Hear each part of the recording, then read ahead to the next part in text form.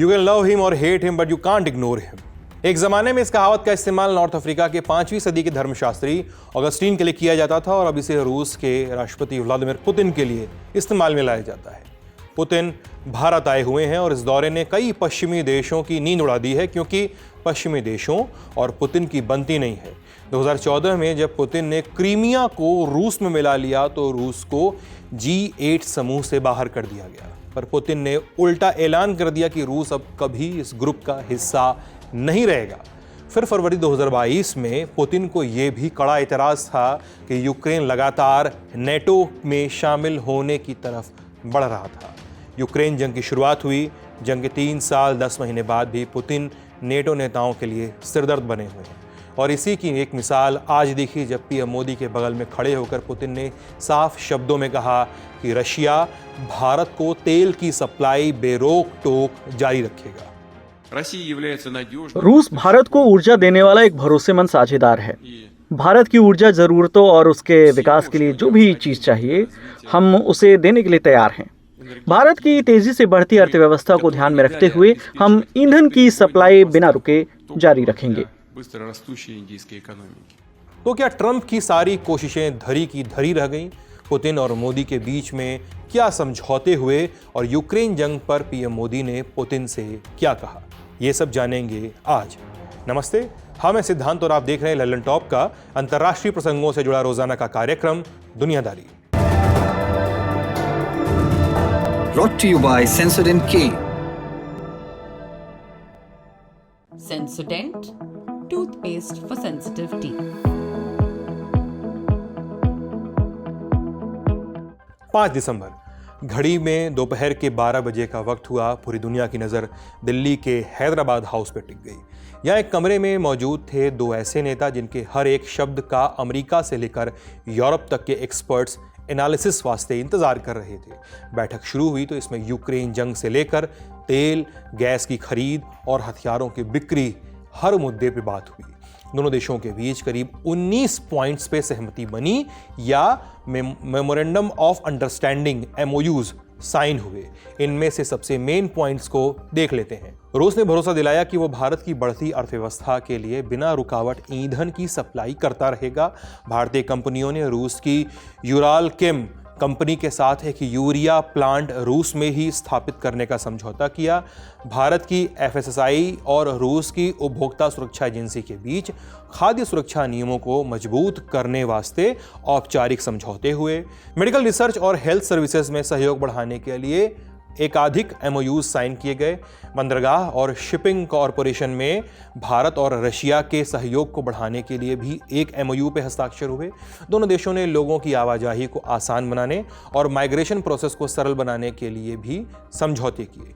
ये तो हो गई उन MOUs की बात जो ज्वाइंट स्टेटमेंट से पहले एक्सचेंज हुए। अब आते हैं मोदी और पुतिन की मीटिंग पे। 5 दिसंबर को दिन के इवेंट्स की शुरुआत हुई राष्ट्रपति भवन से, जहां प्रेसिडेंट द्रौपदी मुर्मू और PM नरेंद्र मोदी मौजूद थे।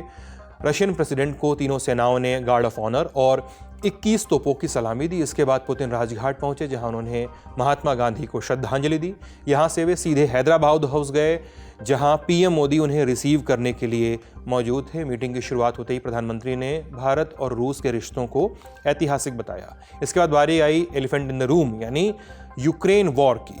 PM मोदी ने पुतिन के सामने जंग को लेकर भारत का रुख एक बार फिर से दोहराया। कहा कि भारत न्यूट्रल नहीं है, भारत शांति के पक्ष में है, भारत शांति की कोशिशों के साथ खड़ा है।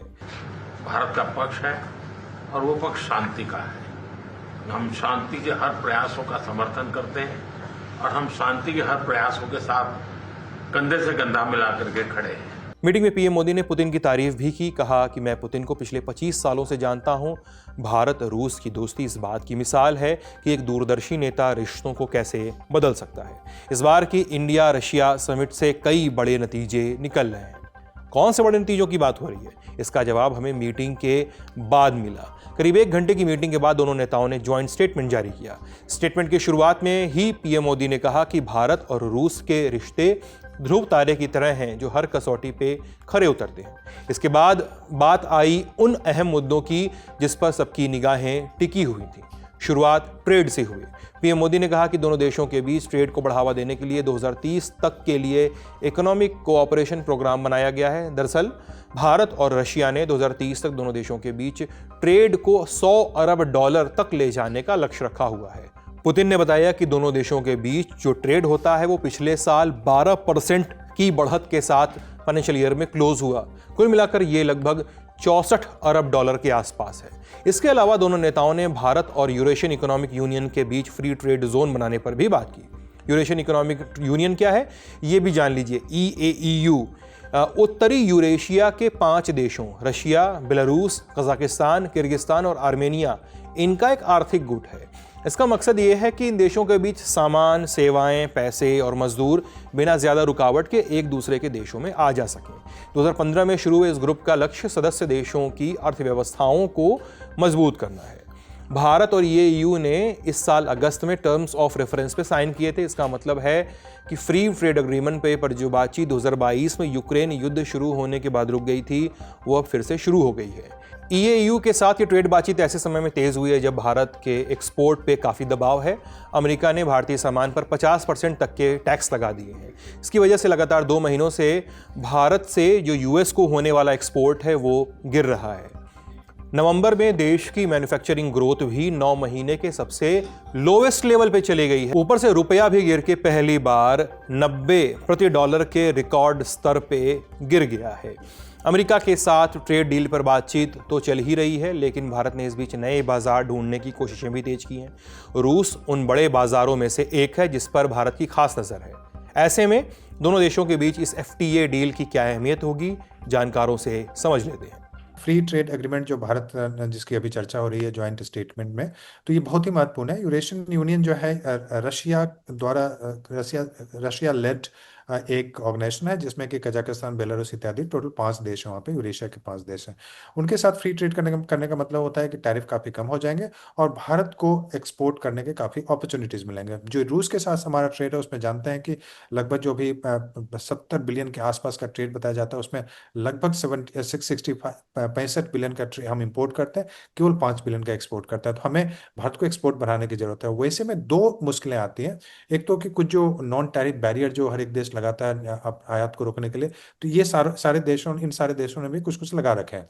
और दूसरा यह कि वहाँ पे एक हमारी दिक्कत है कि वहाँ पे कनेक्टिविटी का, चूंकि पाकिस्तान यूरेशिया और भारत के बीच में आता है और पाकिस्तान एक्सपोर्ट करने नहीं देता है अपने रास्ते से। तो हमने एक international north south transport corridor जिसको बोलते हैं उस रास्ते से, जिसमें ईरान हमारे मुंबई से या गुजरात के पोर्ट से ईरान जाएगा और ईरान से फिर ईरान के बंदर अब्बास से फिर वो अस्त्रखान कैस्पियन के रूट से या अजरबैजान के रूट से अस्त्रखान जाएगा। इस पे भी बातचीत हुई है और उसका एक रूट जो है वो अभी खुल भी चुका है। तो यूरेशियन यूनियन के साथ हमारा ट्रेड होने से ये फ्री ट्रेड एग्रीमेंट बहुत ही महत्वपूर्ण है। इससे भारत का एक्सपोर्ट बढ़ेगा और रूस से भी इंपोर्ट करने में हमें काफ़ी आसानी होगी। और चूंकि हम एक्सपोर्ट बढ़ाना चाहते हैं और यही नहीं, चूंकि अब हम काफ़ी हद तक मतलब 65 बिलियन तक का हम वहाँ पे इंपोर्ट कर रहे हैं, तो उसके लिए रूट चाहिए। आपको बताऊं कि अभी कुछ भी इंपोर्ट करेंगे ब्लैक सी, अगर आप स्वेज कनाल के रास्ते से अगर आएंगे समुद्र रास्ते से तो लगभग 45 दिन लगते हैं। तो अगर फ्री ट्रेड हो जाता है और ये रास्ता बन जाता है तो आपको केवल 20 से 25 दिन लगेंगे। तो इसलिए फ्री ट्रेड एग्रीमेंट जो है बहुत ही महत्वपूर्ण है भारत और रूस दोनों के लिए। ज्वाइंट स्टेटमेंट के अगले हिस्से में दोनों नेताओं ने वैश्विक मुद्दों को एड्रेस किया। यूक्रेन जंग की बात करते हुए पीएम मोदी ने कहा कि भारत जंग के स्थान शांतिपूर्ण और स्थायी समाधान के प्रयासों का स्वागत करता है। इसमें भारत अपना योगदान देने को तैयार है। इसके बाद उन्होंने पहलगाम हमले का जिक्र करते हुए आतंकवाद का मुद्दा भी उठाया। पीएम मोदी ने कहा कि पहलगाम और रशिया के क्रॉकस शहर में हुए आतंकी हमले मानवता पे सीधा अटैक हैं। भारत और रूस इसके खिलाफ एकजुट हैं। प्रेसिडेंट पुतिन ने भी टेररिज्म के खिलाफ भारत के साथ मिलकर काम करने की बात कही। अपनी बात पूरी करते हुए पीएम मोदी ने कहा कि भारत और रशिया की दोस्ती आने वाले समय में दोनों देशों को हर ग्लोबल चैलेंज का सामना करने की शक्ति देगी। कौन से ग्लोबल चैलेंज की बात हो रही थी यहाँ पे? इस लिस्ट में कई बातें हैं। सबसे बड़ा चैलेंज तो जंग के बीच भारत का रूस से तेल और हथियार खरीदना ही है। आप जानते हैं कि इस वजह से ही अमेरिकी प्रेसिडेंट डोनाल्ड ट्रंप ने भारत पर 25% का एक्स्ट्रा टैरिफ लगाया हुआ है। लेकिन पीएम मोदी से मीटिंग के बाद पुतिन ने साफ कर दिया कि अमेरिका के दबाव का भारत और रशिया के रिश्तों पर कोई असर नहीं पड़ा है।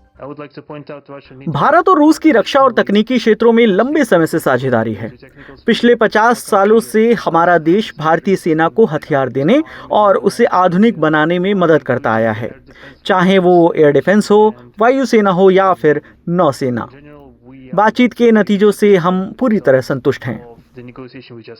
यानी डिफेंस कोऑपरेशन और तेल की सप्लाई दोनों में ही कोई रुकावट नहीं आएगी। तो क्या ये अमेरिका के लिए एक बड़ा मैसेज था? इसको डिकोड करते हैं।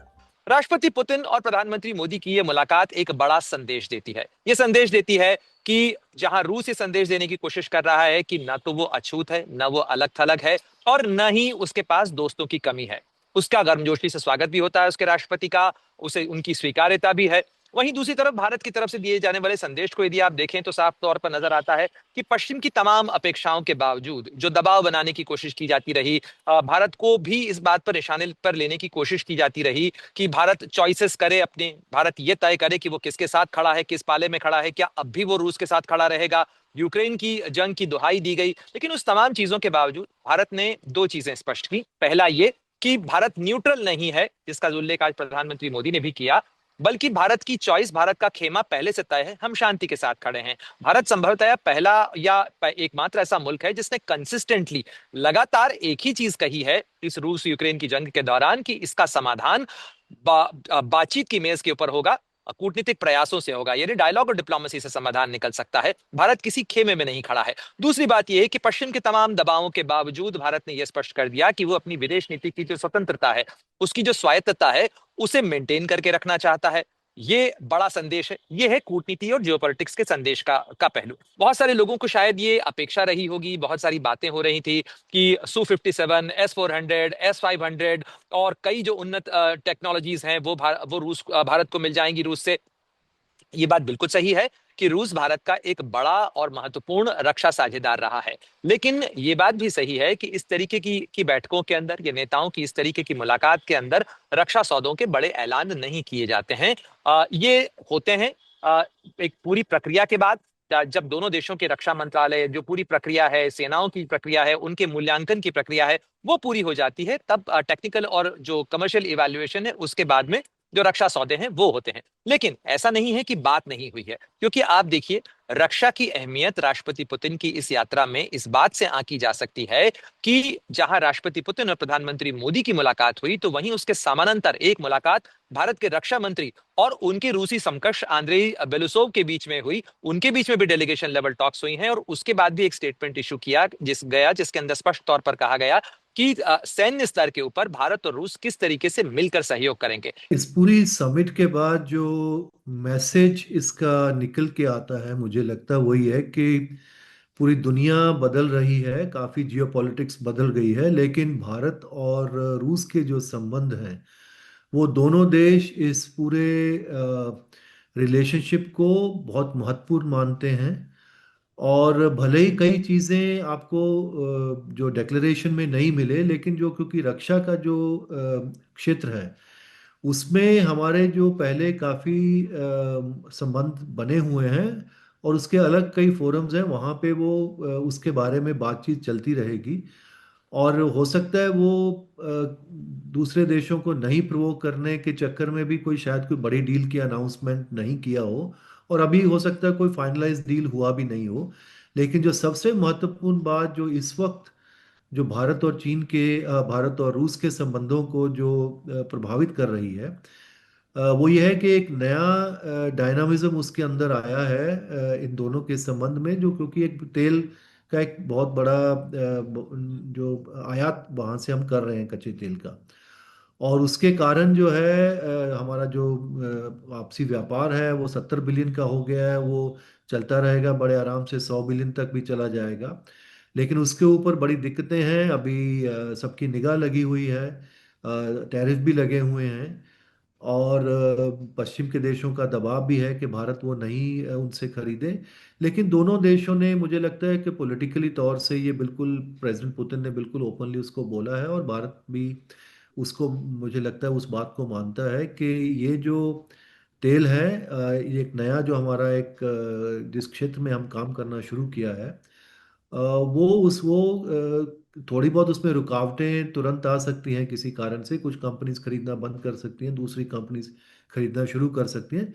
लेकिन इसको अबंडन करना मुझे लगता है दोनों में से कोई भी चाहता नहीं है, और ये काफ़ी हद तक भारत और रूस के संबंधों का एक अच्छा हिस्सा बनने वाला है। हथियार, ट्रेड और तेल के अलावा पुतिन और पीएम मोदी ने एक और जरूरी मुद्दे पे बात की। यह है international north south transport corridor INSTC। अब ये क्या है? INSTC एक 7,200 किलोमीटर लंबा कॉरिडोर है जो रेल, रोड और समुद्री रास्तों से रूस के सेंट पीटर्सबर्ग को मुंबई से जोड़ेगा। ईरान और अजरबैजान के कई शहर भी इसका हिस्सा हैं। इसका मकसद भारत, रूस और आसपास के देशों के बीच ट्रेड को जल्दी और सस्ता बनाना है। यह रूट सुएज नहर वाले रास्ते की तुलना में माल पहुंचाने में कम समय लेगा, जिससे खर्च भी कम आएगा। भी सामान, जैसे कि हम क्यों नहीं वहाँ पे अभी तक अंगूर या केला या फ्रूट्स, अपने वेजिटेबल्स, ये सब नहीं भेज पा रहे थे। हालांकि अब अंगूर भेजना शुरू कर दिया। तो उसका एक प्रमुख कारण था कि यहाँ से आप कोई भी सामान भेजेंगे तो वो सुएज कनाल के रास्ते जाएगा और ऊपर में फिर बाल्टिक सी जाएगा और उसके बाद फिर रूस में एंटर करेगा। तो ये 45 दिन लगते थे। अगर इधर से भेजना चाहते हैं, साउथ चाइना सी यानी कि बे ऑफ बंगाल के रास्ते से भेजना चाहते हैं, तो उधर से भी लगभग 40 दिन के आसपास लगता था। तो आप, और 40 दिन फिर वहाँ से व्लादिवोस्तोक से मॉस्को भेजना है तो उसमें टाइम लगेगा। तो आप वहाँ पे सामान, आप जो इस ढंग के पेरिशेबल प्रोडक्ट से, मछली या वेजिटेबल या इस ढंग के फ्रूट्स इत्यादि, वो नहीं भेज पा रहे थे। INSTC जो एक मल्टी मॉडल ट्रांसपोर्ट एक कॉरिडोर की बात है, जिसमें कि आपको रूस से सीधा आपको कनेक्टिविटी रेल और रोड दोनों के माध्यम से ईरान तक होगा और ईरान के बाद हम समुद्री रास्ते से अपने सामान को यहाँ मंगा सकते हैं, मुंबई या गुजरात के पोर्ट मंगा सकते हैं। तो INSTC जो है 45 दिन के ट्रेड को 20 दिन में उसमें क्षमता है और इसमें ड्राई रन हो चुका है। कुछ रूट ऑपरेशनल भी हैं। एक जो कजाकिस्तान और तुर्कमेनिस्तान और ईरान, KTI बोलते हैं, जो ईस्टर्न रूट है इसका, 2 रूट है, एक ईस्टर्न और वेस्टर्न। तो ईस्टर्न रूट में अभी रूस ने अपने रेलवे को भी वहां पे ईरान तक भेजा है, तो वो ऑपरेशनल है। ड्राई रन जो वेस्टर्न रूट है, जिसमें कि अस्त्राखान, रास्त, अस्तारा और उसके बाद बंदर अब्बास पोर्ट जो ईरान का है, वहां तक सामान आता है, फिर मुंबई आता है और उसमें भी हम ऑपरेशनल है। लेकिन उसमें वेस्टर्न रूट में एक दिक्कत है कि रास्ता और अस्तारा के बीच में जो रेल कनेक्टिविटी है वो नहीं है। तो नहीं तो हम सीधा रूस से सामान ईरान तक आ जाता रेलवे से और वहां से फिर हम सस्ते रेट पे, सस्ते टैरिफ से देके भारत इंपोर्ट कर सकते थे। तो INSTC का यही फायदा है कि समय को काफी कम कर देगा, कॉस्ट को काफी कम कर देगा और ट्रेड को काफी बढ़ा सकता है। ये तो हो गया पीएम मोदी और पुतिन की मीटिंग का ब्यौरा, लेकिन बायलैटरल डील्स के अलावा एक और बात थी जिस पर सबका ध्यान गया। 4 दिसंबर को जब प्रेसिडेंट पुतिन दिल्ली के पालम एयरपोर्ट पे लैंड हुए तो पीएम मोदी प्रोटोकॉल तोड़कर खुद उन्हें एयरपोर्ट रिसीव करने पहुंचे। उन्होंने हाथ मिलाया और फिर गर्मजोशी से गले मिले। फिर दोनों एक ही गाड़ी में बैठ के पीएम के घर डिनर के लिए चले गए थे। इसमें खास बात यह थी कि पीएम मोदी ने पुतिन के साथ इस छोटी सी जर्नी के लिए अपनी महंगी रेंज रोवर की जगह सफ़ेद टोयोटा फॉर्च्यूनर को चुना। बस यहीं से चर्चे शुरू हो गए कि आखिर ऐसा किया क्यों गया। क्या यह जानबूझकर हुआ था या महज संयोग था? सरकार ने तो कुछ नहीं कहा, लेकिन एक्सपर्ट्स का मानना है कि इसके पीछे सोच समझ के फैसला लिया गया। फॉर्च्यूनर जापानी कंपनी टोयोटा की गाड़ी है और भारत में ही बनती है। एक्सपर्ट्स का कहना है कि यह गाड़ी चुनकर शायद एक तरह का मैसेज दिया गया, खासकर उस समय जब भारत और रूस दोनों पर ही यूक्रेन युद्ध को लेकर पश्चिमी देशों का दबाव है। रक्षा मंत्री राजनाथ सिंह भी अपने रूसी समकक्ष के साथ सफेद फॉर्च्यूनर में ही वॉर मेमोरियल गए थे। पीएम मोदी की रेंज रोवर ब्रिटेन में बनती है, जबकि मर्सिडीज एक जर्मन कंपनी है। जानकारों का मानना है कि इन दोनों ही देशों ने रशिया पर सैंक्शंस लगाए हैं। ऐसे माहौल में यूरोपीय गाड़ी से पुतिन का घूमना ठीक मैसेज नहीं देता। जब पीएम मोदी और पुतिन फॉर्च्यूनर में जा रहे थे तो पीछे पीछे मोदी की रेंज रोवर और पुतिन की ऑरस सीनेट कारें चल रही थीं। हालांकि कुछ जानकारों ने यह भी कहा कि कार बदल की असली वजह सीटिंग का इंतजाम था। पीएम मोदी की रेंज रोवर में तीसरी रो नहीं होती, इसलिए उसमें 2 नेताओं के साथ दोनों इंटरप्रेटर नहीं बैठ पाते। फॉर्च्यूनर में एक एक्स्ट्रा रो होती है, इसलिए इंटरप्रेटर पहले पीछे से जाकर गाड़ी में बैठ गए थे। फिर दोनों देशों की सुरक्षा टीम ने इस गाड़ी को मंजूरी भी दे दी थी। फिर दोनों नेता बैठे गए और आगे बातचीत हुई। बात चाहे जो भी हो, लेकिन पीएम मोदी और पुतिन की मीटिंग के बाद अब यूरोप और अमेरिका का क्या रिएक्शन आता है, ये देखने वाली बात होगी। देखेंगे, सुनेंगे, गुनेंगे, आपको भी बताएंगे, हम भी जान लेंगे। फिलहाल सुर्खियों पे चलते हैं। पाकिस्तान में आसिम मुनीर की ताकत और भी बढ़ गई है। अब तक वो फील्ड मार्शल थे, स्वघोषित थे, लेकिन थे अब चीफ ऑफ डिफेंस फोर्सेस भी बन गए हैं। ये आसिम मुनीर का प्रमोशन है।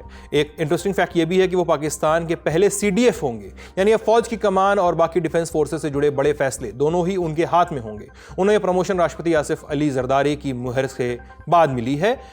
पाकिस्तान राष्ट्रपति भवन ने एक एक्स पोस्ट से जानकारी दी। मुनीर का कद पाकिस्तान में किस तेजी से बढ़ रहा है, इस बात को ऐसे समझिए कि इसी साल वो फील्ड मार्शल भी बने थे और इस पद पर बैठने वाले वो जनरल अयूब खान के बाद दूसरे ही शख्स थे।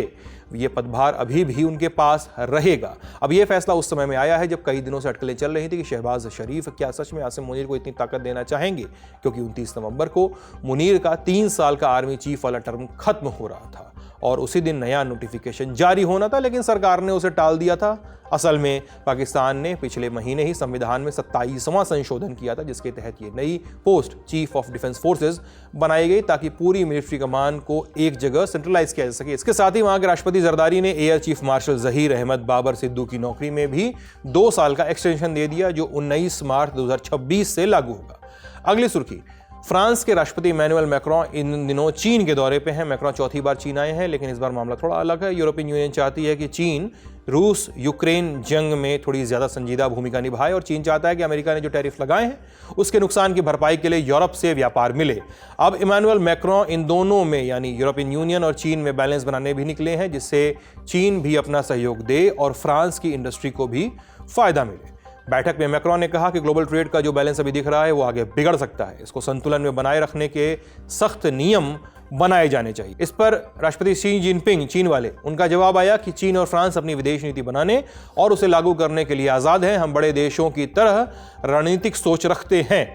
यूक्रेन पर मैक्रों ने शी जिनपिंग से फिर से अपील की कि वो रूस पर युद्ध रोकने के लिए दबाव बनाए। इस पर चीन की तरफ से बयान आया कि हम रूस को पहले ही सहयोग की हामी दे चुके हैं, अब पीछे नहीं हट सकते। चीन ने साथ ही ये भी कहा कि हम यूक्रेन में शांति का भी समर्थन करते हैं। आज का दुनियादारी यहीं तक। आपको शो पसंद आया तो हमारे चैनल को सब्सक्राइब कीजिएगा, लाइक का बटन दबाइएगा, शेयर भी कीजिएगा, बेल आइकन भी दबा दीजिएगा। अपना ख्याल रखिएगा। बहुत बहुत शुक्रिया।